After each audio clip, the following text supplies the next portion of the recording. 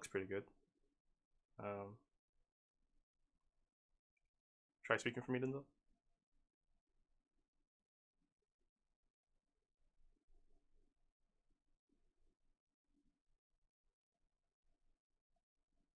Try one more time. Oh wait, there we go. Never mind.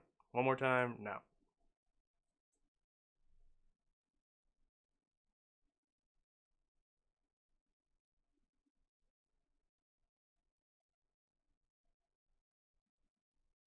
Give me another good one.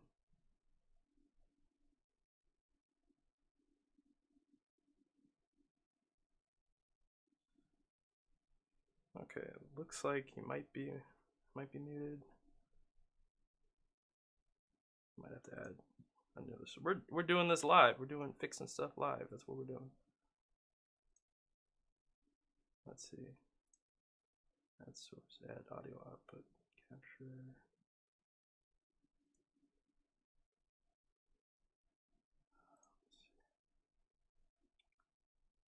Hmm.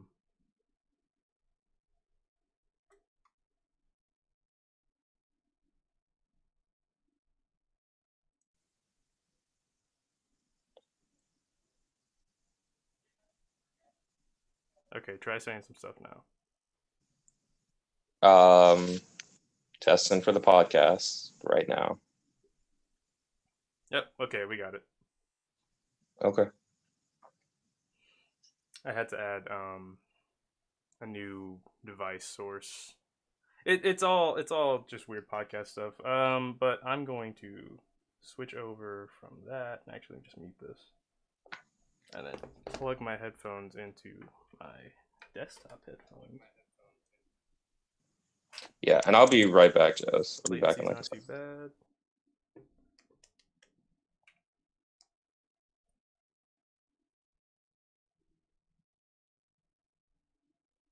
And so how's your connection? You okay?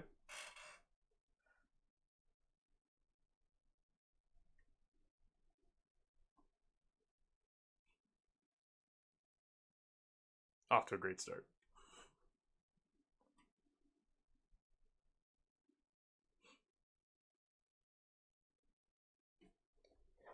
You good, buddy? Yeah, I went to grab some water. Everything cool? Yeah, I'm fine.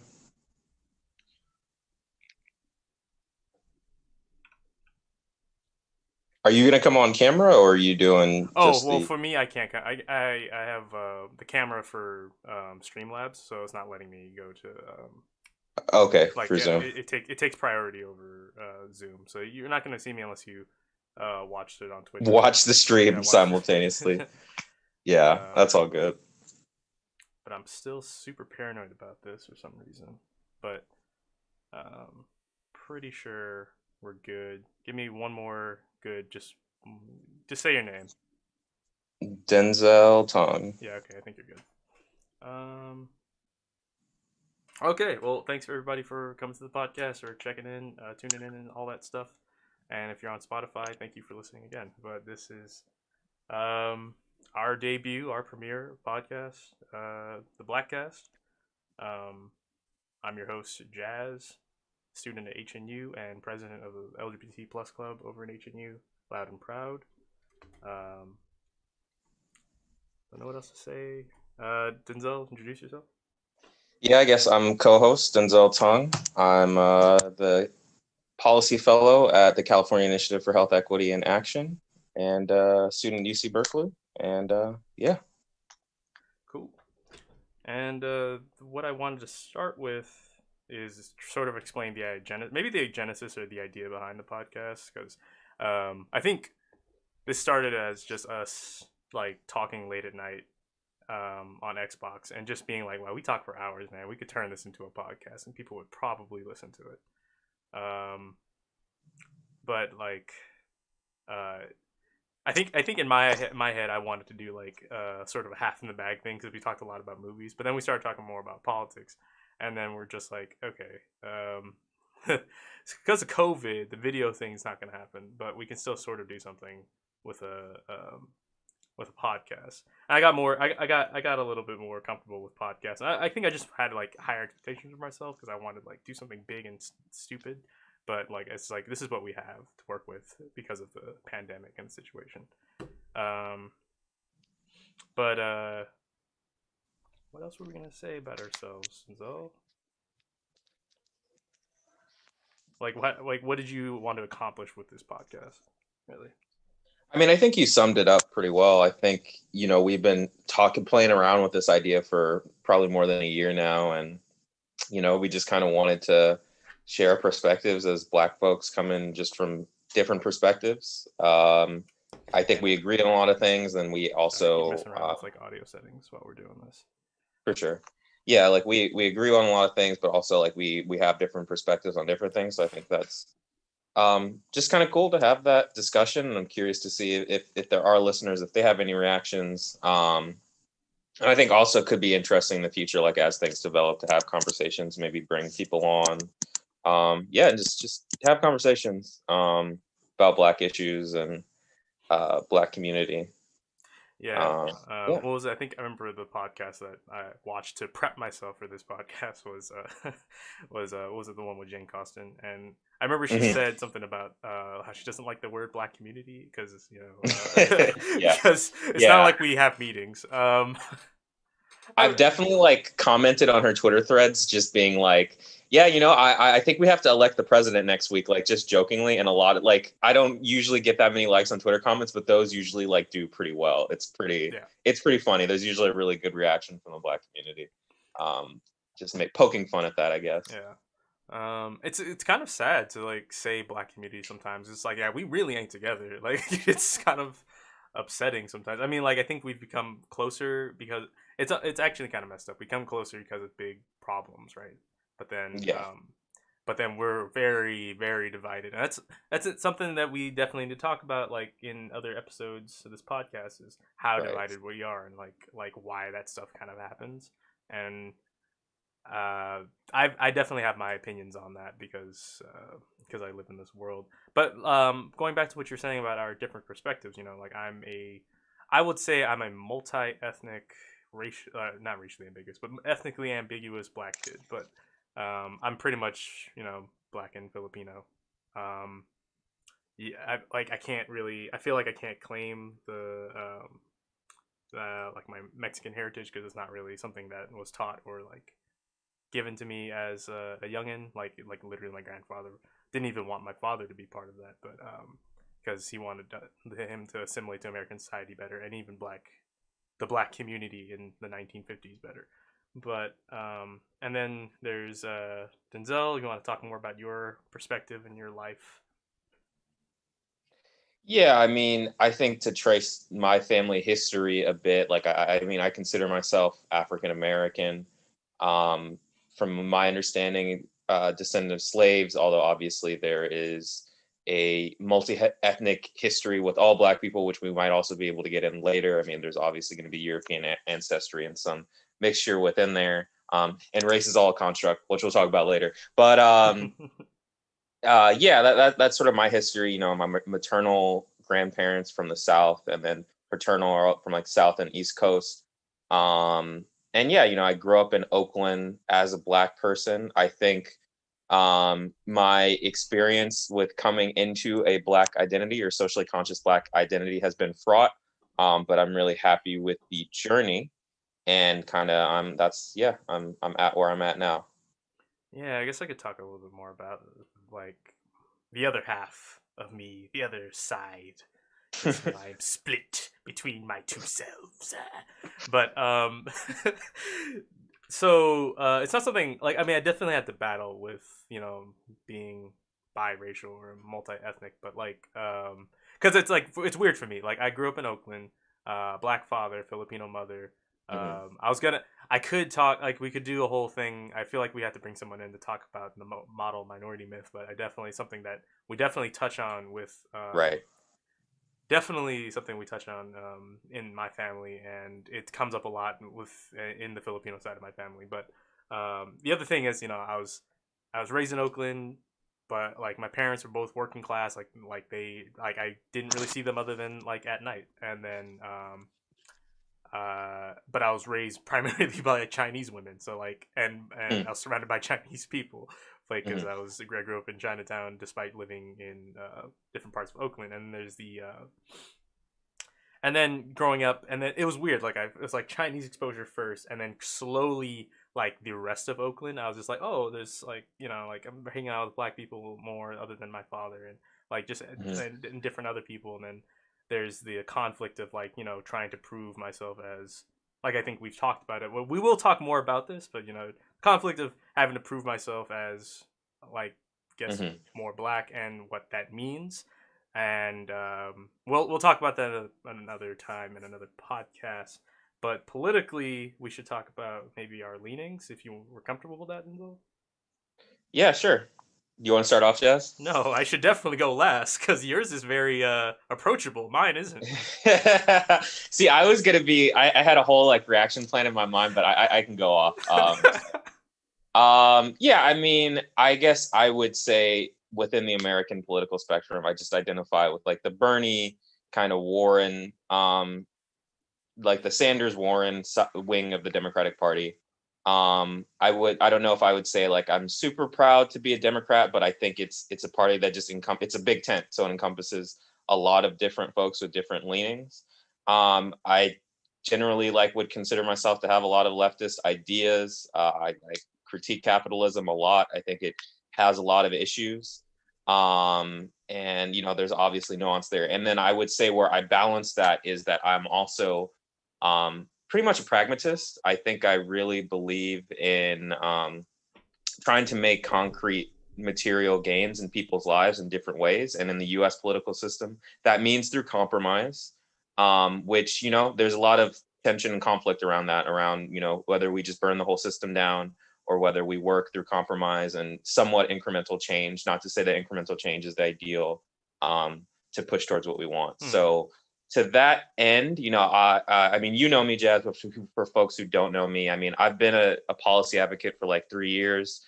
I've worked in health policy. I've worked to try to get more access to health careers and healthcare pathways for lots of populations, but specifically boys and men of color was who I focused on for a while, and did some state level advocacy. And then I spent 2 years with the California Immigrant Policy Center, working to expand healthcare access, specifically Medi-Cal, which, just to get a little bit into the weeds, is a public health insurance program for low income folks, Hmm. really to expand Medi-Cal to undocumented immigrants in California. So that's been my work, kind of health advocacy, what I hope to continue to do. And those are some of my leanings. And yeah, I think Yeah. the joke I say is like, where are you at politically outside the U.S. spectrum? I'd be like, some social democracy would be nice. Like Yeah. that's what I say, and that's kind of where I'm at. Yeah, we definitely should have figured out a bit for that because that would have been funny if like I wanted to hear what your reaction would have been. So yeah, Denzel is the nice social democrat and also pragmatist. We'll talk about how we got to where we are politically. I think we should do that next. But where I am at the moment is straight up just I'm an anarchist. Don't really care for the government too much. I'm very critical of it. I'm not straight up like let's abolish it right now, but like we should work on probably getting rid of it and focus more on a community based and society based structure that could benefit everybody, and we don't have to exploit everybody or each other anymore. Um, and I mean, we could talk about where we. I mean, I'll say I was definitely radicalized by retail work. That's let's see. I think Denzel. I I'm think you never just. going back to fucking retail. I'm not going back to fucking retail. Like it's just not happening. And that's and that is okay. I think that's a lot of people have been like that. They started off pretty like. I think they started off. Let's say they got out of high school and they're very pro Bernie. Like they're very like, oh yeah, we should have healthcare and we should have like things to meet our basic needs and like not die. But then they go to retail work and they're like, oh no, really, like this sucks. Or it's either that or you're brainwashed into the capitalist or libertarian mindset where you have to work for you're an individual, work for what you need to work for, and like that's what happens. It's either you become an anarchist in the retail work or like anarchist communist, like pretty left wing, or you become either like a classic classic liberal or libertarian. Like it's Hmm. really weird. It's very strange, and within that, there's also like a weird spectrum of that where it's like you got into pyramid schemes or you bought Tesla stocks, I which are their own fucking pyramid scheme into themselves. But I mean, and so I would ask you like, what was your political journey if you want to talk about that?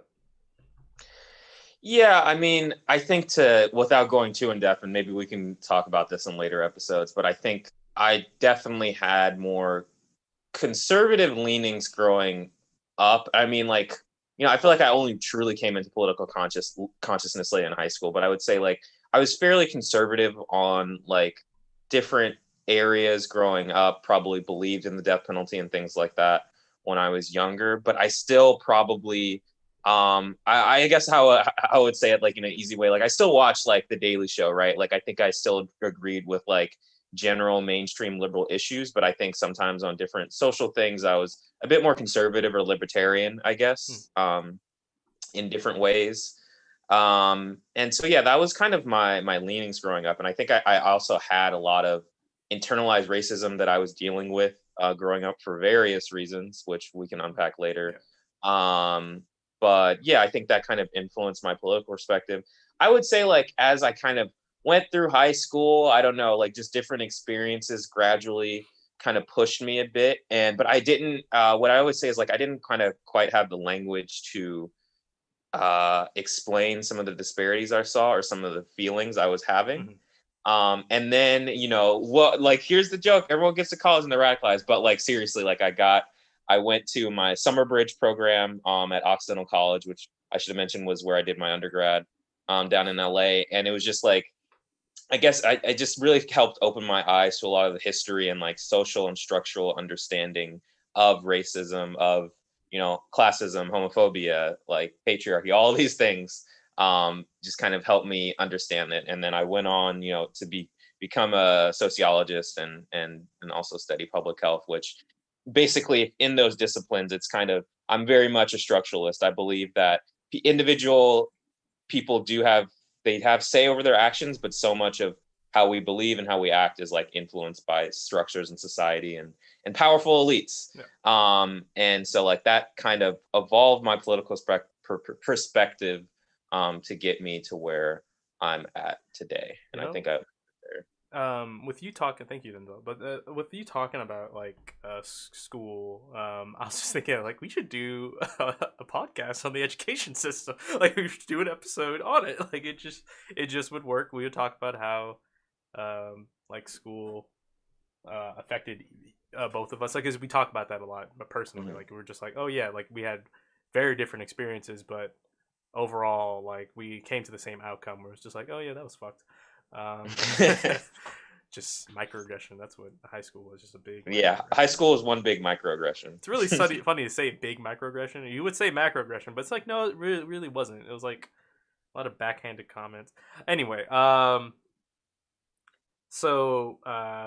yeah, so like I would say for me, I guess out of high school, I think I was a libertarian. I'm not sure.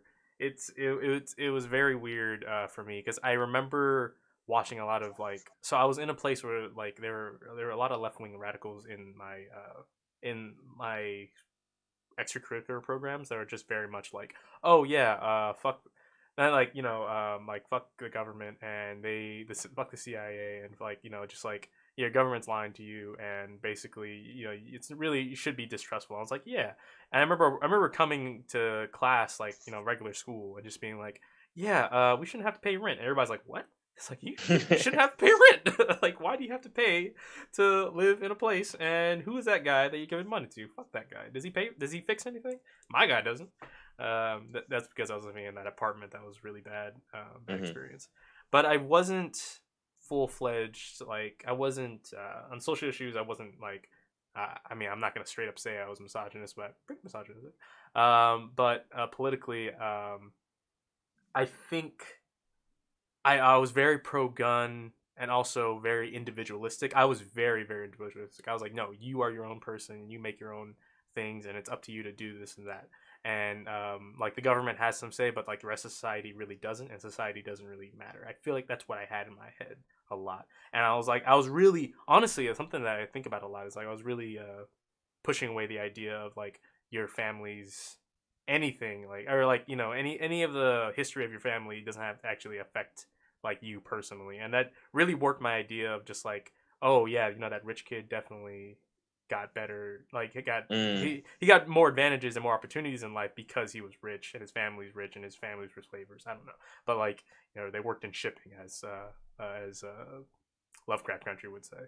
um but after, like, I think after high school, I very much got radicalized by both retail work and people I was with that were honestly, what's really interesting is the people I was radicalized by talking to them.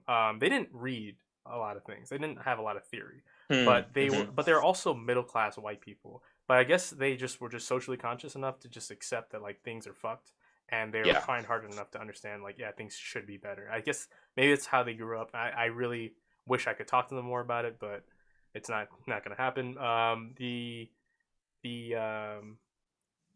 Yeah, the main thing, I don't know if I was libertarian because I can't find myself on that political spectrum. But if I were to say I was, right, um, it's because I was anti-capitalist but libertarian. It was weird. The Like my teacher, he explained. I'm gonna show, you can't see me right now, but I'm gonna show people the political map and, like, you know, the compass where it's like, you know, the four quadrants, right? And he's just like, yeah, so this is libertarian on the right side, and this is uh, anarchist on the left side, right? And they're pretty much they're pretty the same, but if you know, they're really just like folding over. The only thing that's dividing them is, you know, one guy likes society and the other guy doesn't. Um, Also, one thing I forgot to mention in the beginning of this podcast, our pronouns. We should probably say them.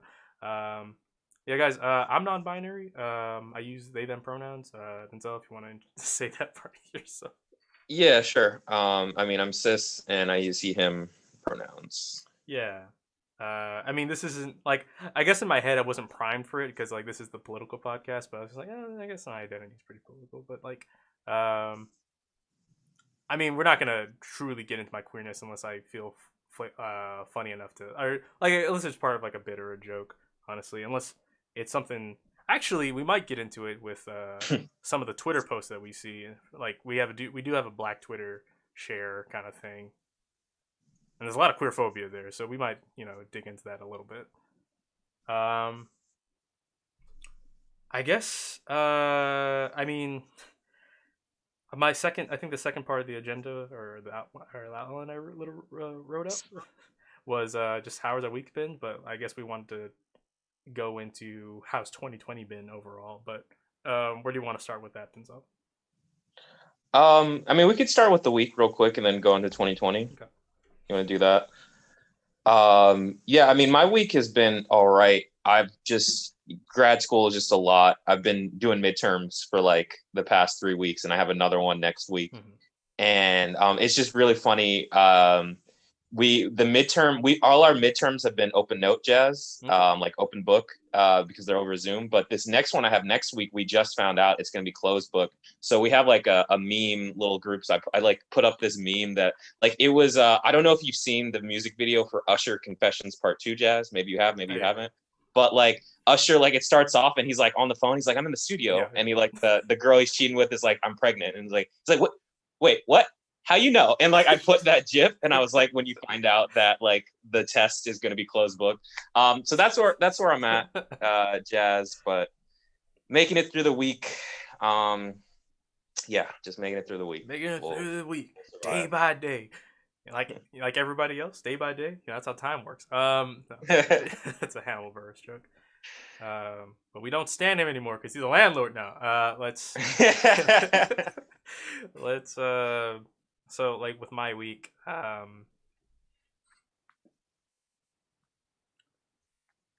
you know, every like okay, so like my week starts off really bad, like because I have classes from 11 to 7.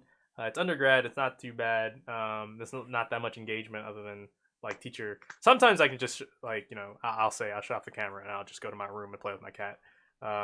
But it's honestly a lot of me doing this, sitting in this chair, and just I had to get a seat cushion because it got really uncomfortable, and I was just like, wow, I really am just doing this.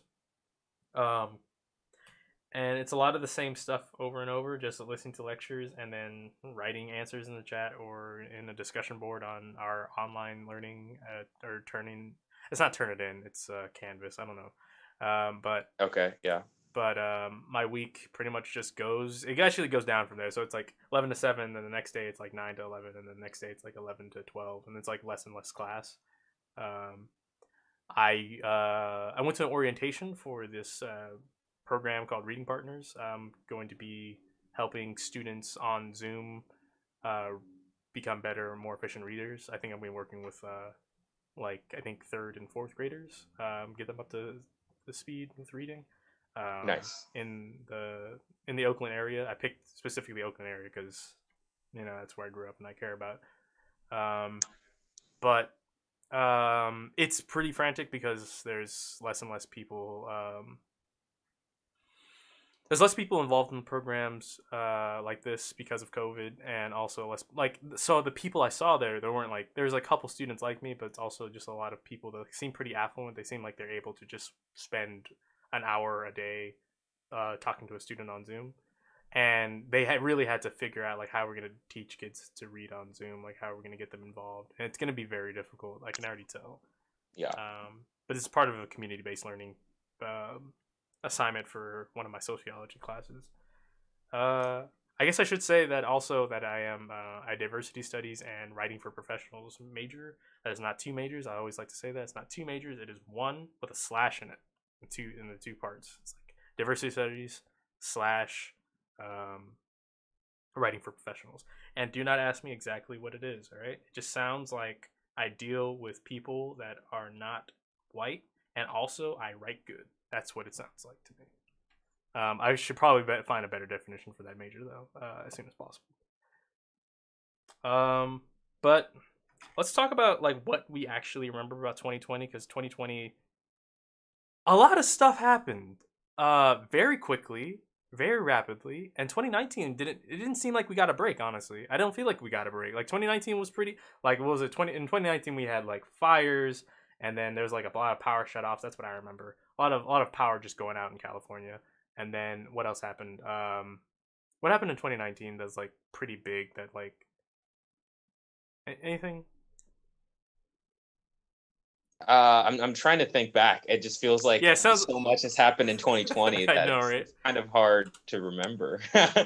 I guess like the beginnings of impeachment, right? Like I think that kind of came together in late 2019. Yes. Yeah. The Um, beginnings of impeachment, and then that ended in 2020, right? yeah, I That believe died out. so. Yeah. Because I just went to the 2020 event so far, like the major events. But yeah, we had those fires, those crazy Australian bushfires that like consumed their country for like you know weeks. And I remember seeing like, hey, save. Didn't we have like when was the Brazilian fires? Didn't we have fires in Brazil at one point? Was that 2019? I'm not sure. I do remember those, but I don't remember if they were 2019 or Because I 2020. remember it was just like, oh yeah, like these are the lungs of the earth, and like they're dying.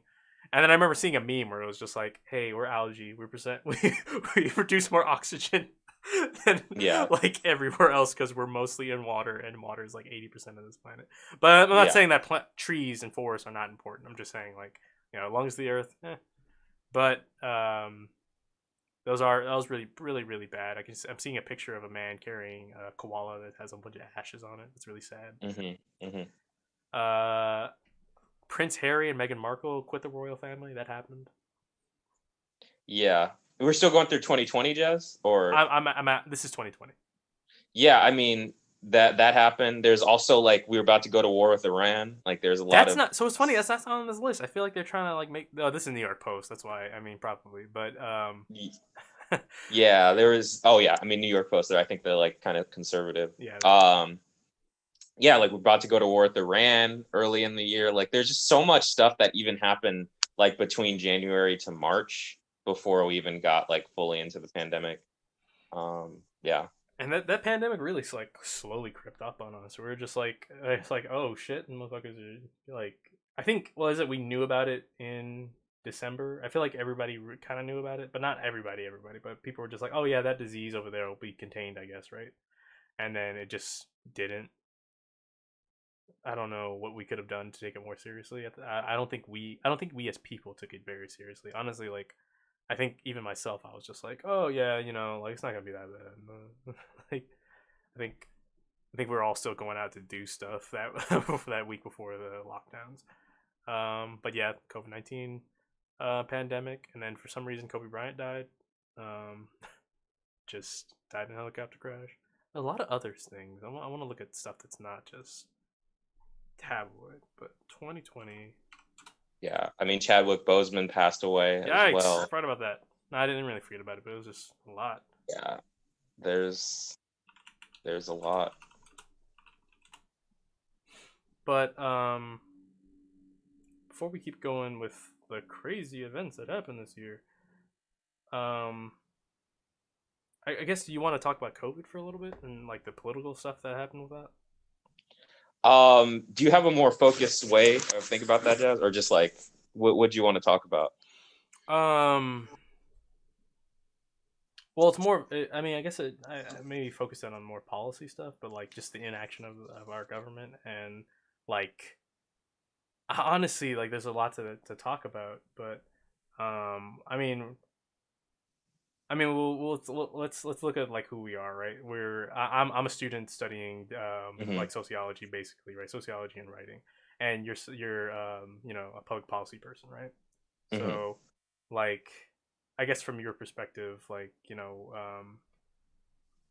with COVID-19, things were not handled very well. Um, but like I guess the dear viewers, like, why did that exactly happen? Like, if you could explain that.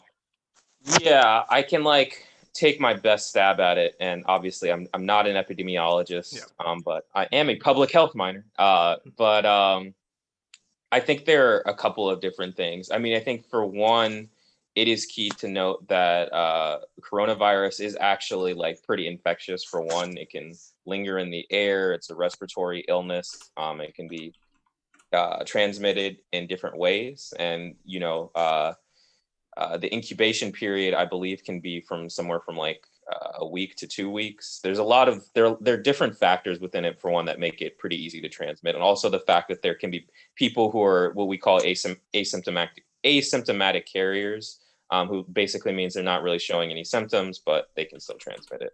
So it's hard to contain in that way, but at the same time, there's still things that public health officials and government can do. I think early on it became clear that like mask wearing like was pretty effective, although there was also sort of a shortage of masks, just because there's supply chain issues as Did well. I think a big issue is that didn't some of our California supply in the chains are beginning? disrupted. Yeah, go ahead. California in the beginning, they were just straight up like, "Yo, we're just gonna send out these masks." Like, didn't we do that, or didn't Gavin Newsom do that?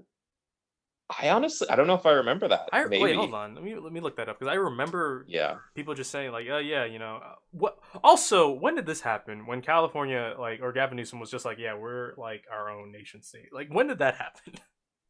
I I mean, I think that happened earlier on, but I would say just working in the policy space for a couple of years, Gavin Newsom, since he came in as governor, like he's definitely been trying to have California. He really wants to be known as the governor that puts California on the leading edge of progressive politics, right? Like that's been his goal. And because California, with the statistics always, I don't know if it's the fifth or sixth largest economy, but that's something like any major California politician will mention, right? Just how amazing California is and how strong it is. So I can see him saying, I think he said that a little Definitely while said that, ago. and I got scared. I was just like, are we become like we? I guess Are we would we be ready? Like, do we have a? are we we're just seceding? we're just becoming the NCR. Like, I you can see the see. second bear just like gets like etched into the flag. Um, I could see us becoming the NCR in a post-apocalyptic state. I feel like we're in the Um, post-apocalypse though. Like we just are. It just feels comfortable. Like okay. I want to yeah, talk about this really quickly, right? yeah, yeah. Like, because of COVID, we're living in our houses by ourselves, and we're having limited activity outside. Like honestly, Denzel, like how often do you go outside? It's pretty rare. Yeah. I think I mean, I'll go to the grocery store and I'll go for a walk every now and then. And then on occasion, I've done like some socially distanced meetups, but they're not too frequent. Yeah.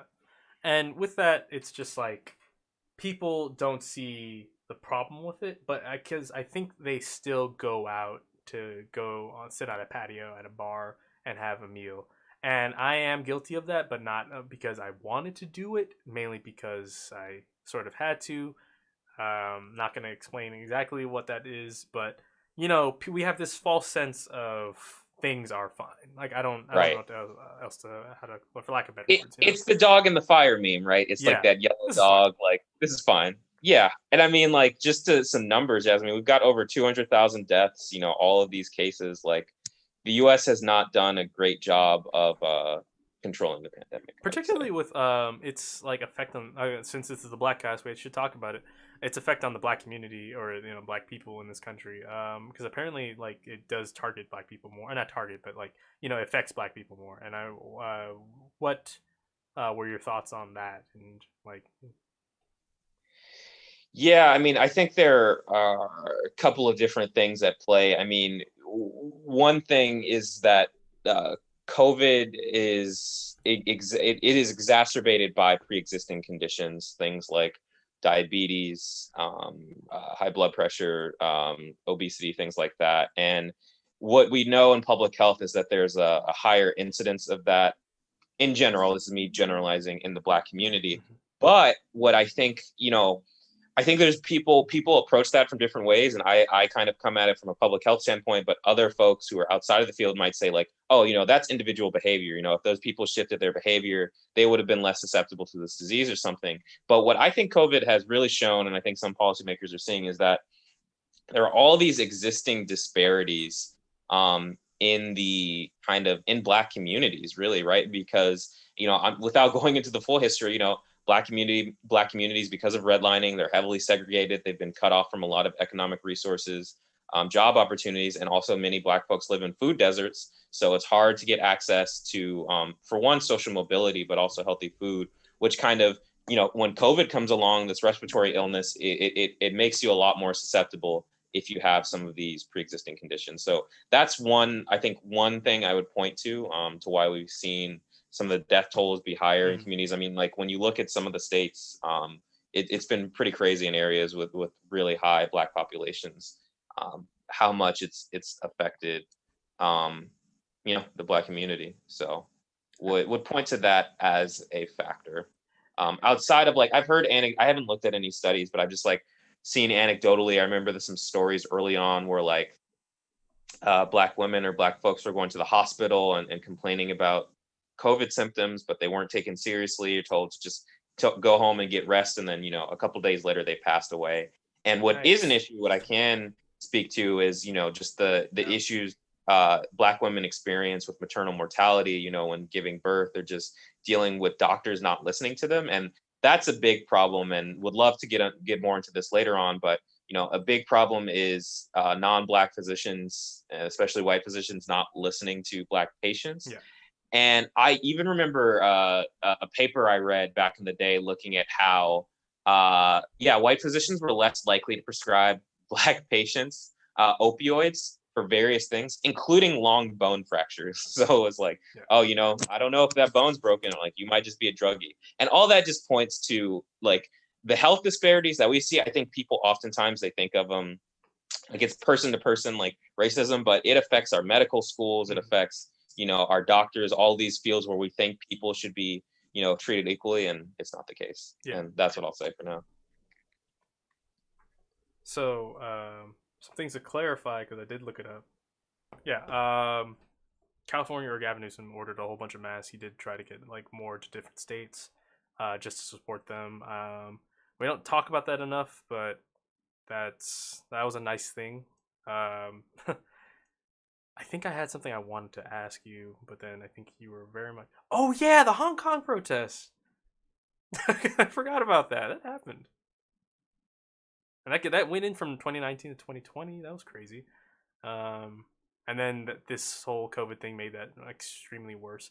But I guess one last thing I want to talk about with COVID is just like people's belief that it does not exist. I feel like that very much contributed to its spread, especially in California. Um, because I'd say a lot more conservative states, right? Like they show like they still have really high case numbers despite us being in the pandemic for so long, and them getting more cases, and just them not believing that the virus exists. That's a thing. But then also that happens in California, and I was just like, well, I guess I could sort of understand like why conservatives would not believe, or like conservative. I'm not saying conservatives. I mean like just people, right? Like MAGA red cappers just saying, "Oh yeah, Trump isn't taking that seriously, so I shouldn't." And there's this whole conspiracy with QAnon with the whole.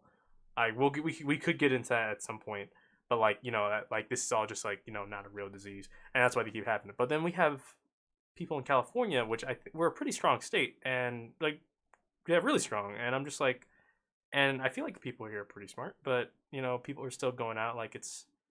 I still see on my Instagram story, which bugs the shit out of me, people going out having like going to the club, having parties, and like sharing drinks, and no one's wearing masks, and I'm just like, what is happening here? And it's I to me, it's more just like, oh, I don't want to believe that it's real because it's gonna scare me if it does. And it's really individualistic and it's kind of selfish. Because I think about my parents and I'm just like, yeah, and I'm just like, they interact with. I mean, my mom, she works at retail, so she has to interact with a lot of people, and even sometimes my father. I mean, like he doesn't go out that much, but he inside his head, he's just like he still wants the services that he would have if he were to go out. And same with my mom sometimes when ordering food, or like my dad, he really wants his glasses adjusted, and it's like we can only do this at home, and we can only do it with the tools that we have here. We're not letting you go to lens crafters and let them touch your face, or just to be there because there could be COVID there. For some reason, lens crafters is still open. I'm looking at you, Luxottica.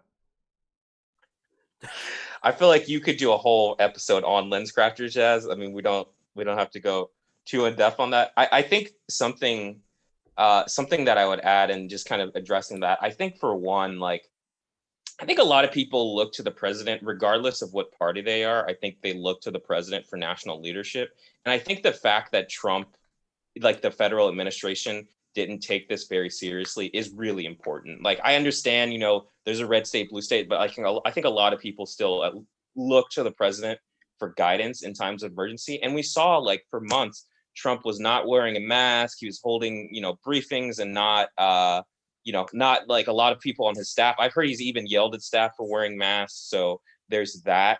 There's also I don't know if you know, Jazz, but like there's like a national storage of different supplies. Like there's a national reserve of fuel in the United States, but also like ventilators and masks. And Trump was like really slow to mobilize that. And also the government has power through this like Defense Act to like make private companies kind of manufacture things that are necessary in times of crisis. And like he was really slow to act on that.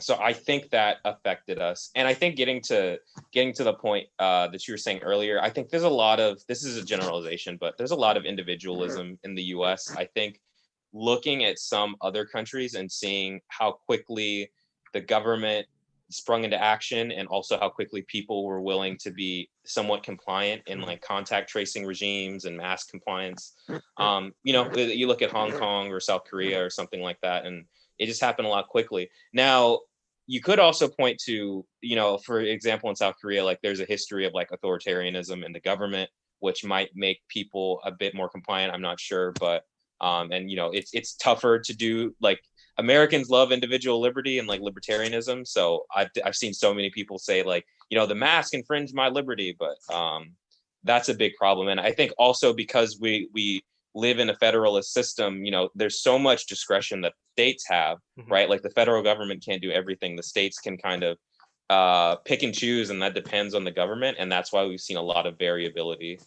in the COVID response as well.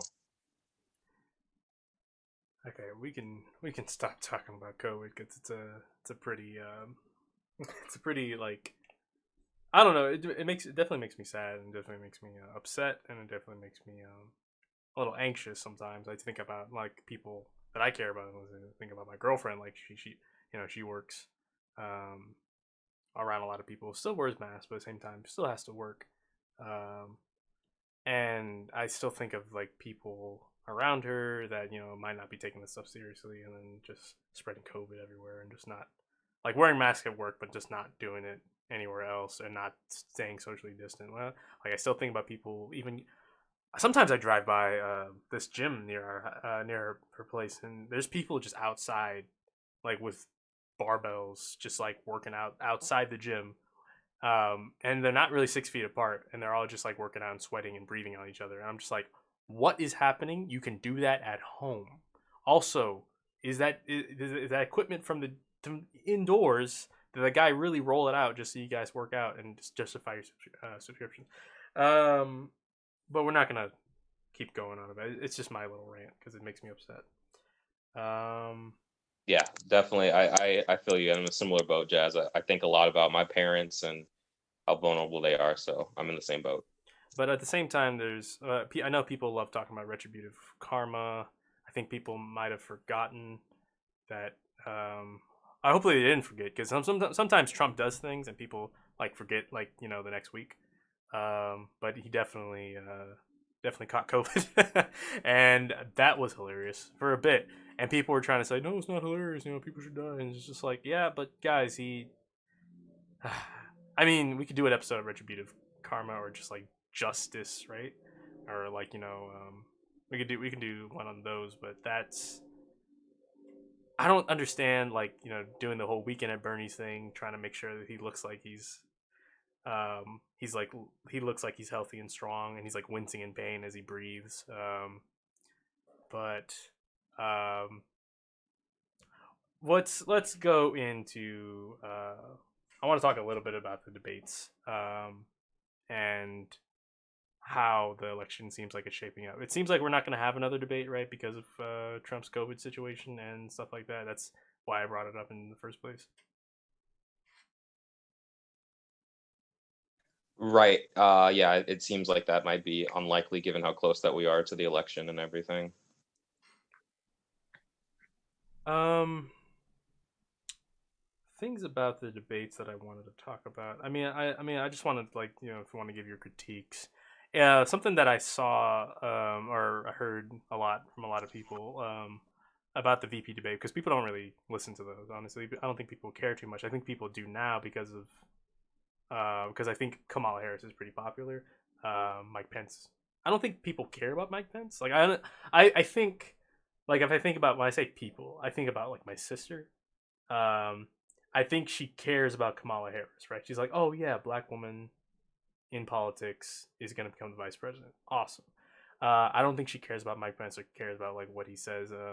But something that they both did for in the debate, from what I saw, was that they were able to clearly identify and like communicate their policies and where they stand, and how they differentiate themselves from and they're able to better communicate than Biden and Trump.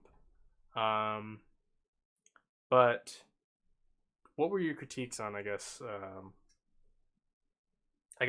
both of the candidates. Between Biden and Trump or Kamala We could and start with Pence. Biden and Trump. How about that?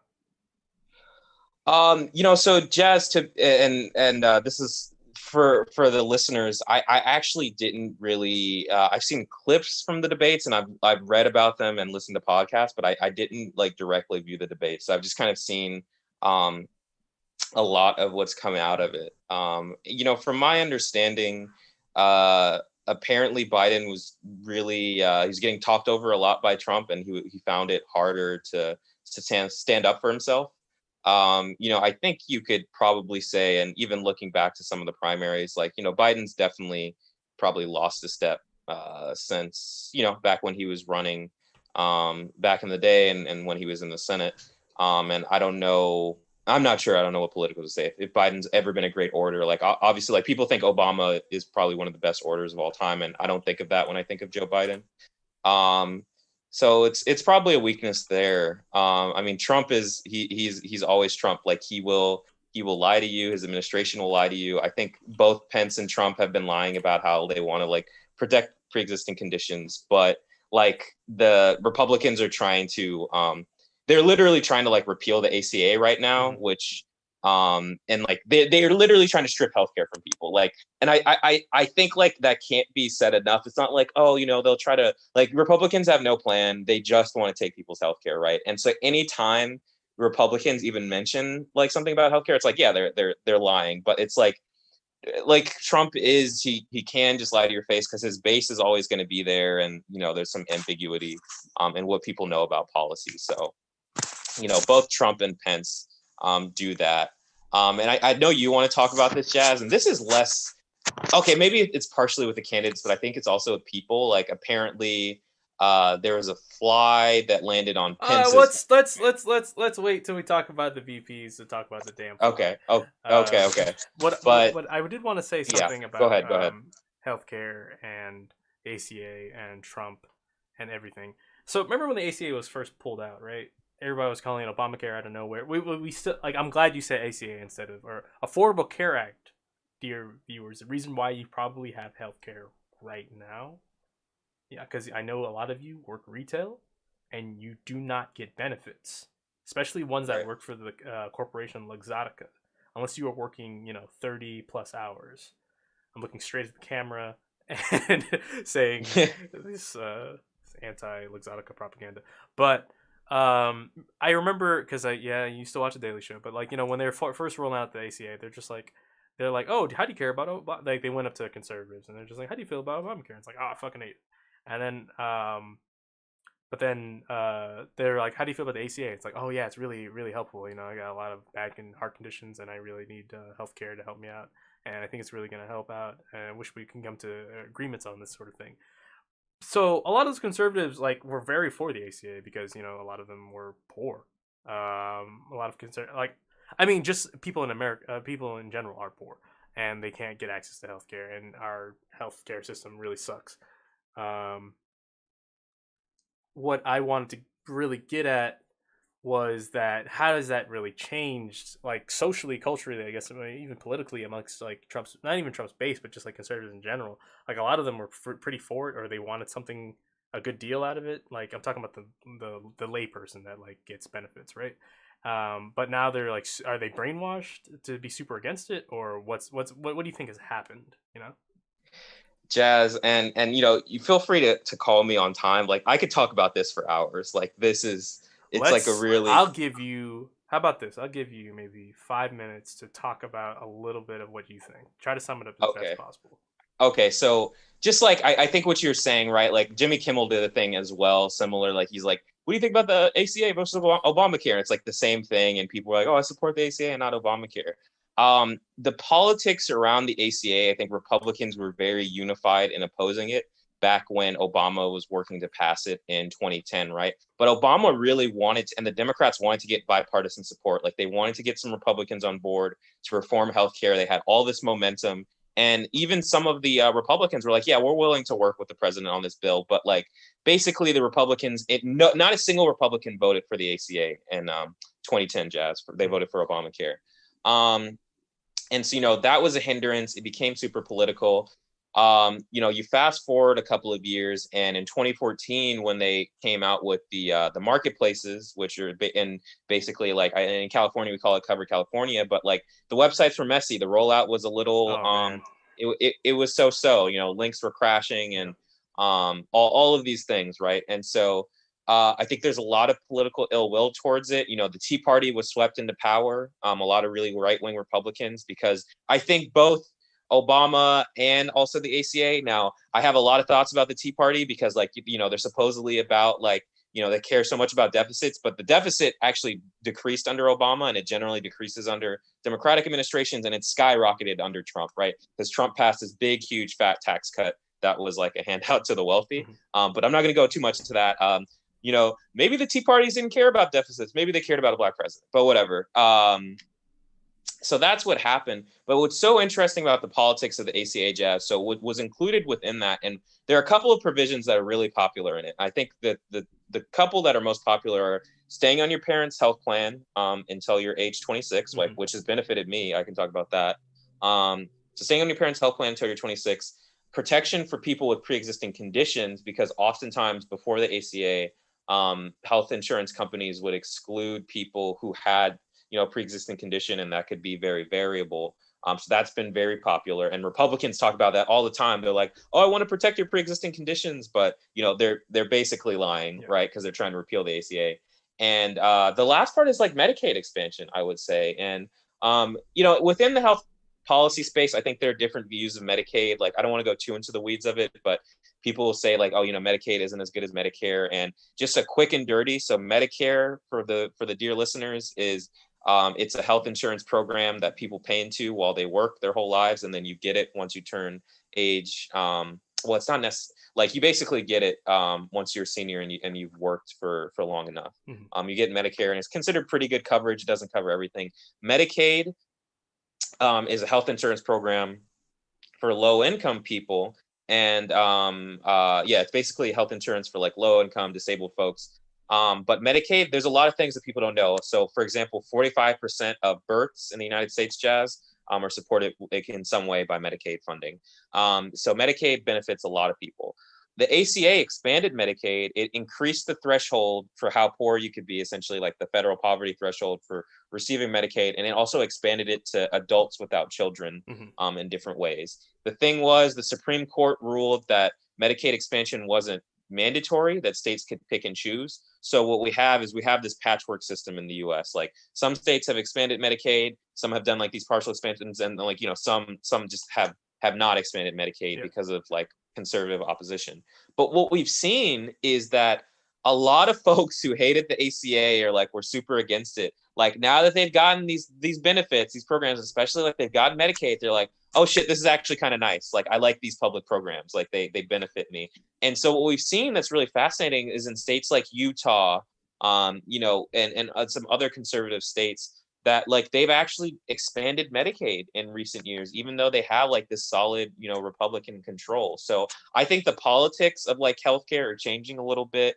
I think in terms of salience, like a lot of voters, regardless of their background, they actually trust Democrats more with healthcare because they feel like, regardless of if you're a Bernie Sanders or a Biden or whatever, you're at least trying in some way to expand healthcare access. Whereas like they don't really trust Republicans. So all that is to say, I think the politics are really interesting. I think the Affordable Care Act, I think, lost the Democrats control of Congress in the Obama administration. Mm-hmm. But I actually think that in 2018, the reason the Democrats kind of swept in this blue wave and won in 2018, in large part, was due to the fact that Republicans were trying so hard to repeal the Affordable Care Act, and that people really liked Medicaid and their expanded health care. So I could go further into that, but I think that's what I think happened. And I want to add an anecdote to explain why the Affordable Care Act is so helpful to people. So, because a lot of people, I don't think they understand how difficult this is. Like, it's not even just like, being able to afford cancer treatments or like to afford, I don't know, maybe dialysis or something like that. Like it's not just like it's hard to explain to people how like dire we need of healthcare, because a lot of people sometimes, I think before Affordable Care Act, or before, a lot of people were complaining about it because like I was like, oh, I have to sign up for this because I don't even need it. I don't even go to the doctor, and I like I have a cold once a year maybe, but it's like they don't really give a shit about it, right? But there's people like me, right? This is the anecdote I want to bring up. Was just like I pay. So I mean I pay a little bit a month for Kaiser treatment, but I really or Kaiser healthcare insurance, but I really need it just for my epilepsy medication. So like that's something that I could super die of, and if I wasn't getting these pills every day, I would probably have maybe a seizure every month. And it's great that I don't. And it's just, and the medication, I want you to understand, I'm talking to the viewers here, that it costs a lot. One bottle, which was, I think, yeah, one bottle, which was like a 1 month supply, was is $300. Actually, no, $400. That's an insane amount of money. When I didn't have healthcare, I was like, oh wow, this is bad. Um, and this wasn't because like I think my Medi-Cal like went out and I had to like find new healthcare to help me pay for it. I had to go through the Cover California shitty website, and I got really mad about that. At first, I was like, man, I fucking hate Cover California. I hate the ACA. This is all bullshit. South Park was right. This website sucks. And um, but I found that like paying 75 a month wasn't that bad, and it was okay. Like I pretty much get my medication for free now since they changed my tiers. It's a whole bunch of things, but like instead of paying $400 or $1,200 because I have to get in a 3 month supply, right? So it's $1,200 for 3 months of medication that keeps me from having seizures, um, and I pay nothing, and because it's covered through the Cover California like silver tier. I think it was gold tier before.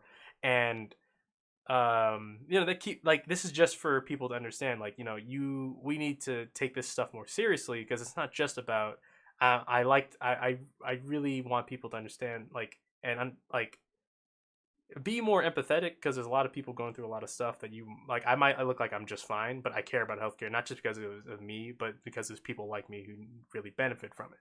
And I feel like people need to become more empathetic, because I think a lot of people just, like, I'm talking about the lay people, like layperson that works at lens crafters, or like retail workers. They're just like, like I'm okay. I didn't break my foot yet, so I don't really need healthcare. And it's just like, it's not about you, it's about everybody, and everybody has different things going on, and you might break your foot and you won't have healthcare and you won't get the treatment you need. But that's just my little rant about healthcare for a sec. Thank you, Denzel, for talking a bit about the ACA, Yeah, because it's important. It's really, really important. and just I'll be quick with No, this, go ahead, Jazz, go and I ahead. think that thanks for sharing your story. And I think that is those stories are so important, because I'm going to get into my big like general liberal thing, but it's like I think something that can bring people together is understanding hardship and having that empathy for people who struggle. And I think that's why parts of the ACA are popular. And here's just like my political note that I like would say to any Democratic strategist is like, when Democrats, because again, I think the only party that actually wants to govern or cares about governance and not just giving people tax cuts is the Democrats. Mm-hmm. But like when you talk about making material, concrete improvements in people's lives, Jazz, like you said, like how you were able to purchase your life-saving medication, like that's what people care about, that stuff, right? Yeah, Like that's what gets people politically engaged and what motivates them. It's once you give people something, it's harder to take it away from them. So that's why people are so fed up about the ACA and people wanting to repeal it. So it's super important. And I think that like that's what Biden needs to do. Like Biden, and I'm looking on his website right now. Like he talks about wanting to expand the ACA, and I'm looking at some of his provisions. But like that's what you got to do. Like no matter what opposition that you face, like you can try to work with Republicans a little bit, but like you need those concrete improvements in people's health and their well-being, and that's how you build support and engagement. So that's it. That's my rant. what I want to get into now is sort of like, would you say that both of us are pretty tired when it comes to this election? Like, like neither of our like, candidates that we were really pulling for, like, they didn't become the candidate. Like, they didn't become the Democratic candidate. Because I was pushing for Bernie, you were pushing for Warren. You're okay with, yeah, like, and and we're just sort of settling, right? We're trying to just settling for what we have, and we're all very, very tired. And like, you see on my Twitter, I share a lot of things where it's just like it's very anti-Biden. It's also very anti-Kamala, and I want to get into like what I wanted to get into is just like explaining like why I'm still fed up, and people are upset that I share those things. Like people that I'm close to are sort of upset that I'm sharing those things. But it's like guys, I'm upset. I'm still gonna vote. I'm not stupid, but it's just like I can still be frustrated. It's not like I want Trump to be our president next year, or I don't want him to win. It's just that we should be critical. And the reason why I wanted to criticize the debate and like our candidates right now, because instead of just Trump by himself, because we can do that for days, or we can do that for 20 minutes. It doesn't really matter. But like I think we should be at least don't be diehard like fans of Biden because and not look at like his past record, or Kamala for that matter. Honestly, I think a lot of people when she came out as like the president, like next presidential candidate or like a nominee, I said nominee, but like people were just kind of just like, oh yeah, like Kamala, she's a black woman and she's like a Democrat, and I'm gonna vote for her. And it was more just like, I think you guys are going for looks more than looking at her past record. And for me, it's personal because it's just like, oh yeah, she's like a transphobe, and she also put like she really attacked like poor people and people that couldn't send their kids to school, or like couldn't. It's really messed up. Like my dad, honestly, he was very much critical of her when she first started coming out, and there's a lot of dirt that was brought up about, and I was not looking into it as much, because he was very much on the whole, oh, she's not a black woman even though she's claiming to be. And I was just like, what are you talking about, Dad? And it's like, well, she's putting kids into, or putting parents into prison because there's their kids truancy, and like I remember the transphobic stuff, and I was just like, oh, okay. But I'm still not with him on the whole is she a black woman or not sort of debate. I would at some point I would want, maybe on our biracial identity podcast or episode we'll talk about that, but because that's something interesting. But I wish people would be more critical or more understanding of where I stand on like looking at the candidates, or the Democratic candidates, or Biden and Kamala. It's just like, yeah, Biden has a record of just not being great to women, and he's also kind of weird. He says weird things to black people every once in a while, like you don't vote for me, you ain't black. Like he literally said that twice. Like he said it twice. He said it to a bunch of black people in a church, and they asked him, "Hey, why did you say that?"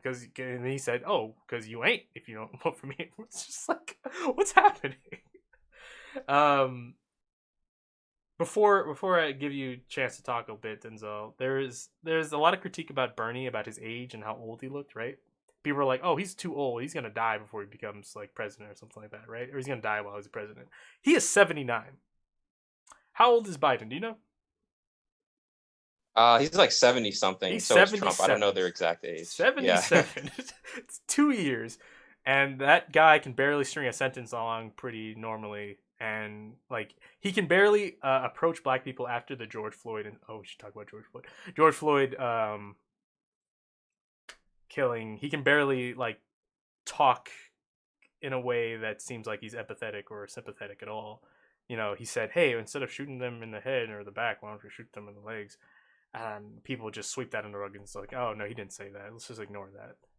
It's just more of my frustrations with it, Denzel. Like people are just, I guess people are just willing to just forget about these kind of things when we should still be critical of our like it's either you're a diehard like Biden fan, or you're just someone who wants Trump in a lot of people's head for some reason. I'm like, I'm not in the middle. I'm more leaning towards Biden, of course, but it's just like I'm still critical of him because, and Kamala because of their records.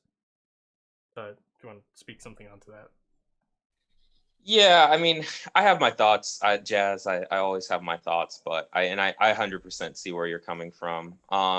Something I say about Biden is that he's just been in politics for so long, and when he was a senator, Biden was against busing, and people will make arguments. It's like, yeah, he was, but like that's what his constituents wanted. Like that's why he was working to get elected. Like he was against busing. He was fighting against that specific form of integration. And so like he's been around for a long time, and I think that's like why he has those perspectives. Um, and he's shifted. Like I think Biden has shifted a bit. He's always kind of been at the center of whatever the Democratic Party was, which like in the '90s meant like he was supporting the crime bill, and he's kind of walked back some of his support now. But what was I going to say about this? I think like with the Biden or like Kamala support, like I have thoughts about both sides. Like I think on the one side, I see like people who are either Biden stands or just in general like really concerned about Trump. And I get it. Like I'm super concerned about Trump. I think as each day goes on, like I'm so concerned about like Trump, the state of like U.S. democracy, and just like power grabs and things like that. Like I have a lot of concerns. But I think like also like there's a lot of shaming that people in the center or center left like try to do to folks who are like super leftist. And it's just like I think like just as a practical thing, I'm like, yeah, like shaming is super effective. It's like, yeah, you can shame someone and they'll be like, all right, whatever, screw you. Like it's just like, you have to be, I think the better stance is try to like, kind of a little bit like the conversation that we had earlier, like work to affirmatively talk about like some of the ways in which Biden will support people and have debates about those policy issues. Like, right, like Biden actually he has some ideas. And I think, I shared that podcast with you earlier, like some of his ideas, like, would benefit people, like, strengthening the ACA, creating a public option, like that's going to expand healthcare coverage and it's going to save lives. And, I think that's something that's a little bit harder to contest than just being like, vote Biden, are you a Trump supporter? And like things like that. I don't think that type of communication style is as effective. Yeah. Now, I would say on the other side, which might get me critiqued, but like I would say like I've seen posts from people who are super or like pretty left that like, Biden and Trump are exactly the same. Oof. I don't actually agree with that. Yeah. That like, like basically it's fascism either way. And it's like I realize like that, institutions are discriminatory, right? Like the criminal justice system at all states is biased, at all levels is biased. Biden supported the crime bill in the past and like all of this. But like I actually do think that like, Biden doesn't want to like jail his political opponents for talking bad about him like Trump does. Like, it's just like it's like all of these different things. And it's like, Biden, I don't think he's going to be super progressive on immigration, but like I don't think he's going to have some of the cruelty that the Trump White House has had, like in regards to things that we've seen, like with regards to public charge like the public charge ruling and things like that. So I think a lot of the callousness of the Trump administration and just like some of the outright contempt, like democracy and like the rule of law, like will not be present in the Biden administration. And I really do think that. And I think that's a hard line I got to draw. Like when I see people saying like, oh, they'll be exactly the same, so like I don't care. It's like, no, I don't agree with that. I think it comes from, honestly, this is where I was at a certain point where it's just like the reason why I wanted like people like I know that's from Bernie supporters. Honestly, I know it's from Bernie supporters that saying that kind of crazy shit that you were describing, like whether it's like Biden and Trump, it doesn't matter, right? But a lot of people are just upset that we're not getting our Bernie because our Bernie was going to tax the shit out of the rich, supposedly, right? That's what we all really wanted to support, and we were gonna get like just I mean the idea in our heads was like, oh yeah, just a structural reformation, like fundamental restructuring of like this country through taxes towards the rich, and like the wealth gap is gonna like shrink even more, and we're just gonna see prosperity amongst all of us. We're all gonna have pools in our backyards, and I mean, this is the socialist like sort of like theory that we all had in our minds of like what the world would look at, and it's just a callousness that we all grown because we don't really see the difference between the two sometimes because honestly, I'm gonna say it right now. They both seem like idiots. I mean, Trump is like viciously like a fascist, like he just is. Biden just seems like kind of a loopy. I don't know how to describe him. He's just like a loopy old man. That's how I'd like really describe him. What I did want to speak on next was sort of I guess how do you think? So I want to talk about because like George Floyd was a big thing in 2020 because that the protests are still happening. People are not like the media is not covering it anymore. I think they stopped after a month because they were getting shot at by police. I'm talking about the like news people. They were getting shot at by the police. Remember that? Remember that news? Remember you pulled out because you were scared. But a lot of what we understood about what was happening, right, was happening on Twitter, right? I remember this guy with a sword, a white guy with a sword attacking black kids and him getting stomped out. But there's a lot of like crazy things happening, and it was the protests went on are still going on for so long, and it's not tiresome. I didn't go out, but it's I just want to know what you think of everybody's. I'm talking about the candidates' reactions to it. I mean, we already know about Trump's. Like on the debate stage, he basically would not denounce white supremacy. Like, because that's so telling and kind of hilarious, but also not shocking whatsoever, right? It's just like, oh yeah, what do you say? Stand down and stand by. Yeah, That like is frightening. stand down, stand by. Yeah, That I is remember. frightening. Um, Pence, of course, he didn't say anything like that.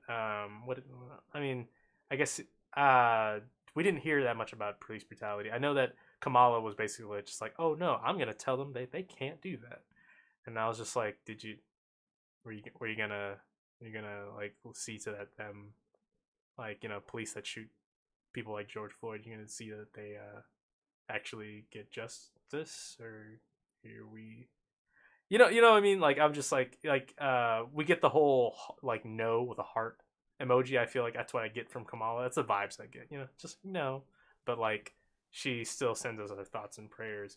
Um, I mean, since this is the Blaccast, I want to talk about police brutality a bit. But like, I mean, how's this? How do you think?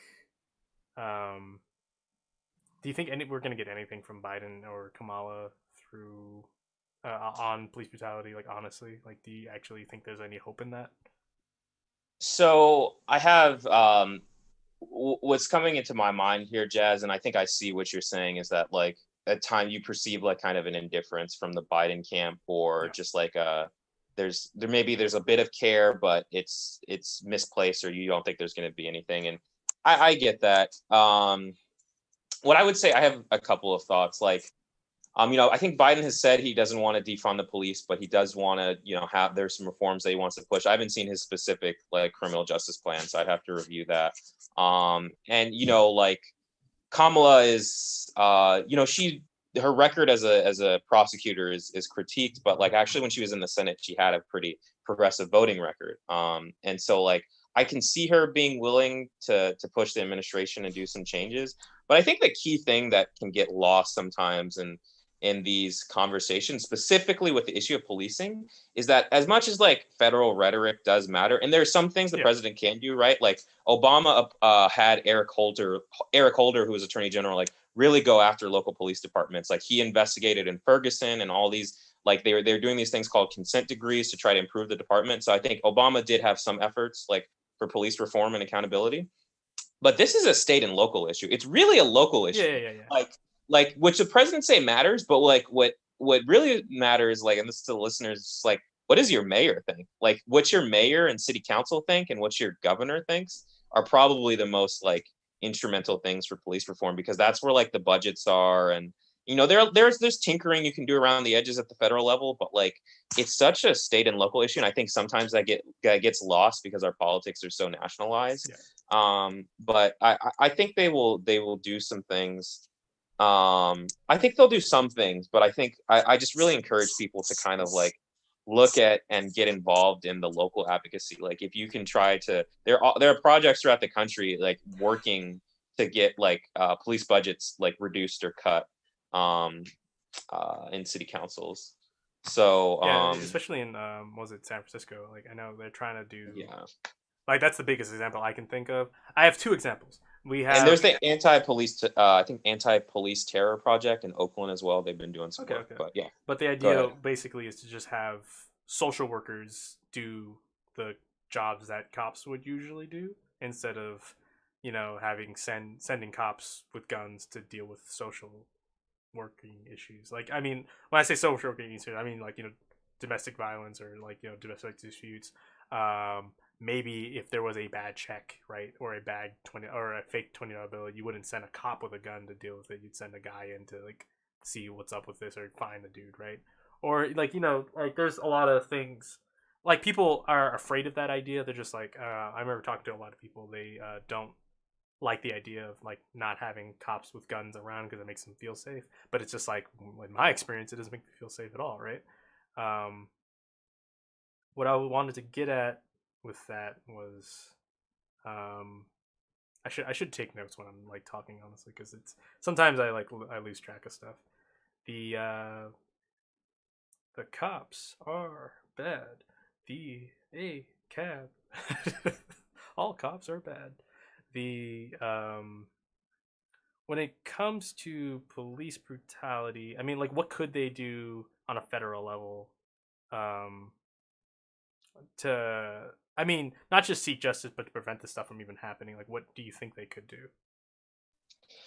I think there are a couple of different things they can do. I think they can pursue some of the Obama strategy, right? Like whoever is the attorney general can be really aggressive with, federal, like Department of Justice investigations into civil rights violations and just like police departments that are acting badly. And they can enter into these consent decrees, is what they're called, with Hmm. local departments to fix their shit, basically. Yeah. That's a good step. That's a proactive step. Um, they can push for some like for one, I think also like reducing the militarization of police. Like I think what we saw in the past with a lot of like the law and order administrations like Nixon and Reagan, we saw increased cooperation between the federal government, like basically selling like excess military equipment or Yeah. just giving away like excess military equipment to local departments. That's why you see like these police departments with like armored personnel Yeah. carriers and like all of this tactical gear and shit, right? That just look super heavily militarized on the streets of the country. Um, so yeah, like I think like reducing the militarization of police, consent decrees are another thing. And then I'm not sure, like I'm not a legal expert, but like basically finding a way to change qualified immunity. And I don't know if that needs to happen at the Supreme Court, but like basically like government employees kind of have this protection through qualified immunity where like they have a protection and essentially like if it kind of benefits them because it's sometimes like if there wasn't a prior ruling that met the exact circumstances of the violation, like it's harder to prosecute the state employee. I'm not fully describing this correctly, but Hmm. that's like kind of it, and it makes it harder to prosecute cops. So I think that's another thing that needs to be looked at. There definitely are some things you can do on the margins to reform police and some guidance. But then also from there, like it's really up to like state legislatures and city councils and mayors to fix the rest. Because what I'd like to see is just like, I mean, my stance on my stance on gun control is been waning through the years. Like at one point, I was just like, "Oh no, you should have your gun. It has nothing to do with the person. It has to do with the person that's shooting. Make sure that person gets help." And then it went from, "Oh no, we shouldn't have guns at all." And then I went to, "Oh no, liberate the proletariat. Like let's like like that's actually where I am at the moment." But I'd also like, since I'm not gonna get that right, I have to settle for maybe the federal government putting in some sort of law to just make sure ex-military weapons and surplus doesn't get into the hands of the police or just can't be bought and sold like that. But like, you know what I mean? Like, how are they actually getting this stuff? Like, is it just like the military just going, "Oh, here you go," or is it like a third party? In terms of the exact mechanism, like I think somehow I'm not exactly sure, but I think like the like excess military equipment it can be like donated or provided to like local Yeah. departments. Like somehow there's like some connection between like this surplus or like the surplus equipment is going to like state and local governments, like police departments. Um, yeah, so you can definitely interfere with that. Um, something I would also say, Jazz, is that, and this is why, in terms of policing, this is something I do think about, and I think we've talked about this before. Is there are a lot of guns in the U.S., Yeah. dude? There's just like a lot of guns, and that's why, like, I think I've evolved on gun control. I used to be like, no one should have any guns ever. You don't need any guns, and now I'm kind of like, I guess people can have guns, but like, let's regulate it a lot Yes. because I'm like, I think there are like more guns than people in the U.S. and like it's like a lot of people just own, like it's a small amount of people who just own a shitload of guns. But like guns circulate, and basically all that is to say is that like I think we do have to find a way to like regulate because police. So when like police officers, what you often hear them argue is like, oh, it's like a really dangerous position. Now actually, like being in law enforcement, it's not within the top 10 most dangerous jobs in the US. I think it's like in the top 15, but it's not in the top 10. But I do think there is some argument that like there are a lot of folks with guns out there, and you can get a gun and like shoot something up. Like, and I would say, at least I don't think we're at the point where like community militias would want to respond to mass shootings. Like, I think like people would want people who want to assume that risk to go and stop that or whatever. And basically what I'm saying is that like we got to find a way to like have some gun control too, just to make US society safer. Like we need anti-violence programs as well, which don't have to be through the police. Like Yeah. I think anti-violence, like community anti-violence programs are really important, and we need to like find a way to regulate guns because yeah, we just need like a safer country. And I'm someone who like believes that like we can start moving away from viewing safety like through a law enforcement lens and like finding ways to like really enforce like a community vision of safety. Yeah, that and we can that might be another topic, but like we need to find a way to like move towards like community safety and also like reduce violence We should do because the U.S. a is we should a do a weird country with how much violence we we should have. do like an Yeah, episode on like our views on gun control in general and like why they've changed so much. Mainly because like I don't honestly my thing with gun control, I think in the back of my head has always been a fear of like of white supremacy. I'm just like these white people can come to my house and kill me whenever they want to. They could just do it. I need a gun to make sure that they know that don't not to fuck with me or at least defend myself. But we can make that a whole other thing at some point. Um, what I also want to remember the Chaz, the Capitol Hill Autonomous Zone, where that happened. yeah. I just want to bring that up because I think that was that the only instance of something happening like that in the autonomous zone, or was that like Well, so someone got killed, right? Like, wasn't there some violence there? And I remember so a lot of mixed things happened with the autonomous zone. The reason I'm bringing it up is because we have the safe California nice reformation plans to change how policing works, right? And then we have the Chaz, right, which is this super extreme version, right, the anarchistic right, version view of just right, right, like right. destabilize it until they fix shit, right? Um, Yeah, and like honestly, like we see, like I mean, what that I feel like what that shows us is like America's really willing to just like, or at this time, we're pretty much willing to like, we're almost willing to revolt. I mean, like we see, but what we ultimately want is change. I mean, I think there's still people that, for some reason, it's very frustrating, right? Or stuff like George Floyd would happen, right? They see, but they don't care that the man is getting his like neck crushed by a police officer and then he can't breathe, right? They see the violence and the targets being destroyed, right? Despite the CEO of Target going, I don't care, protest. But there's still people at even at this time are still upset. I don't know what it is. Some people are still upset about the protests and the violence they see in the riots, and not the right, and not the man literally dying, and that's what caused this. It's like, oh, we shouldn't cry over one right, death, and blah, blah, blah. And it's just like people shouldn't die like this. Like right, even if let's say he broke the law with a fake 20, he doesn't deserve to die. And also, we definitely shouldn't have had these huge riots, and we shouldn't have destroyed local businesses, and we shouldn't have destroyed the Target. I mean, I don't really care for Target, but I mean, like, it would be nice for that not to happen, right? But right. like, it all happened because a officer killed the guy. Um, I guess Yeah, what it's I'm. like Yeah, but maybe summary, like maybe the summary execution for like having counterfeit 20, like maybe that's just not the best for democracy. I don't know. It's just kind of like maybe the state shouldn't be able to summarily execute me because they feel like it, and then like it's just fine. Like I don't yeah, know, like some people like they don't say that, but they're kind of cool with that, right? It's just like, it might not happen too much, but every now and then the state summarily executes someone, kind of bada boom, bada bang. Like that's kind of how some people are. it's But a go ahead, weird Jeff. thing. I feel like I don't know.